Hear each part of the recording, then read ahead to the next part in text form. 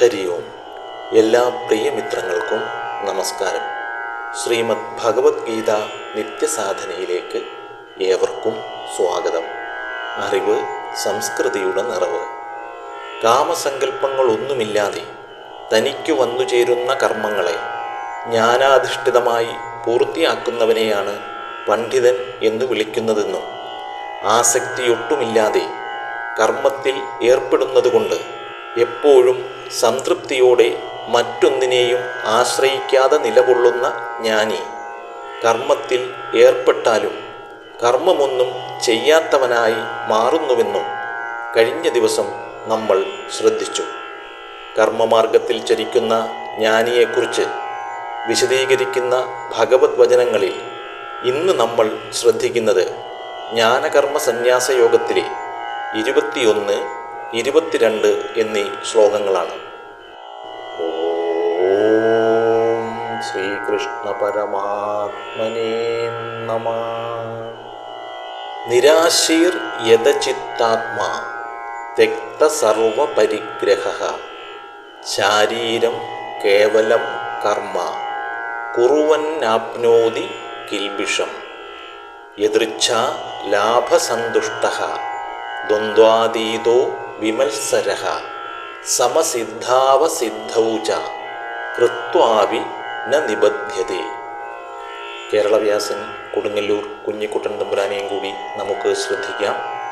നിരാശി യദചിത്താത്മാവ് എല്ലാ ബന്ധവുമറ്റവൻ കർമ്മം മെയ്യാല താൻ ചെയ്വോൻ കിൽബിഷത്തിൽ പെടാ ദൃഢം യദൃച്ഛ ലാഭസന്തുഷ്ടൻ ദ്വന്ദ്ം വിട്ടോൻ വിമത്സരൻ സിദ്ധ്യസിദ്ധികളിൽ തുല്യൻ ചെയ്കിലും ബന്ധമേറ്റിട. നിരാശീര്യതചിത്താത്മാ ത്യക്ത സർവപരിഗ്രഹഃ ശാരീരം കേവലം കർമ്മ കുറുവന്നാപ്നോതി കിൽബിഷം യദൃച്ഛാലാഭസന്തുഷ്ടഃ ദ്വന്ദ്വാതീതോ വിമത്സരഃ സമസിദ്ധാവസിദ്ധൗ ച കൃത്വാപി ന നിബധ്യതേ. നിരാശീയതചിത്താത്മാവെല്ലാ ബന്ധവുമറ്റവൻ കർമ്മം മെയ്യാല താൻ ചെയ്വോൻ കിൽബിഷത്തിൽ പെടാ ദൃഢം യദൃച്ഛാലാഭസന്തുഷ്ടൻ ദ്വന്ദ്ം വിട്ടോൻ വിമത്സരൻ സിദ്ധ്യസിദ്ധികളിൽ തുല്യൻ ചെയ്കിലും ബന്ധമേറ്റിടാ. യാതൊന്നും ആശിക്കാത്തവനും അന്ധക്കരണത്തെയും ഇന്ദ്രിയങ്ങളെയും പൂർണ്ണമായി വശത്താക്കിയവനും സ്വീകരിച്ചതിനെയെല്ലാം പരിത്യജിച്ചവനുമായ ജ്ഞാനി കർമ്മം ചെയ്യുമ്പോഴും പുണ്യപാപങ്ങൾ ബാധിക്കുന്നില്ല. യാദൃച്ഛികമായി ലഭിക്കുന്നവയിൽ സന്തുഷ്ടനും സുഖദുഃഖാദി ദ്വന്ദ്ങ്ങളെ അതിജീവിച്ചവനും അസൂയയില്ലാത്തവനും ജയപരാജയങ്ങളിൽ സമബുദ്ധിയുള്ളവനുമായ ജ്ഞാനി കർമ്മം ചെയ്താലും കർമ്മബന്ധത്തിൽ പെട്ടുപോകുന്നില്ല. ജ്ഞാനാധിഷ്ഠിതമായ കർമ്മമാർഗത്തെക്കുറിച്ചാണല്ലോ ഭഗവാനിൽ നിന്നും നമ്മൾ ശ്രദ്ധിച്ചുകൊണ്ടിരിക്കുന്നത്. കർമ്മത്തെ ഒഴിവാക്കിക്കൊണ്ടുള്ള ഒരു ജന്മം അസാധ്യമാണെന്നും വിഷയങ്ങളിലുള്ള ആസക്തി മൂലം കർമ്മത്തിൽ ഏർപ്പെടുമ്പോഴാണ് കർമ്മം ബന്ധം സൃഷ്ടിക്കുന്നതെന്നും കർമ്മമല്ല മറിച്ച് കർമ്മത്തിലുള്ള നമ്മുടെ സമീപനമാണ് ബന്ധം സൃഷ്ടിച്ച് ബന്ധനത്തിലാക്കി അനുകൂല പ്രതികൂല സാഹചര്യങ്ങളെ അനുഭവത്തിൽ വരുത്തുന്നതെന്നും തിരിച്ചറിയുമ്പോൾ ഗുണസ്വഭാവങ്ങൾക്കനുസൃതമായി തന്നിൽ നിക്ഷിപ്തമായിരിക്കുന്ന കർത്തവ്യകർമ്മം ധർമ്മബോധത്തോടെ നിർവഹിക്കുമ്പോൾ മാത്രമേ കർമ്മം മുക്തിയിലേക്ക് നയിക്കുകയുള്ളൂ എന്നും നമ്മൾ മനസ്സിലാക്കി. കാമം, ക്രോധം, ലോഭം, മോഹം, മദം, മാത്സര്യം, ഡംഭ്, അസൂയ എന്നീ മാനസിക ദോഷങ്ങളാണ് ദുഃഖത്തിലേക്ക് നമ്മെ നയിക്കുന്ന അഷ്ടകഷ്ടങ്ങളെന്നും മദ്യം, മാംസം, തേൻ, തൈലം, താമ്പൂലം, ഔഷധം, സ്ത്രീ, ധനം എന്നീ 8 വിഷയങ്ങളാണ് മനസ്സിൽ ആശ സൃഷ്ടിച്ച് കർമ്മത്തിലേർപ്പെടാൻ നമ്മെ പ്രേരിപ്പിക്കുന്നതെന്നുമാണ് ആചാര്യമതം.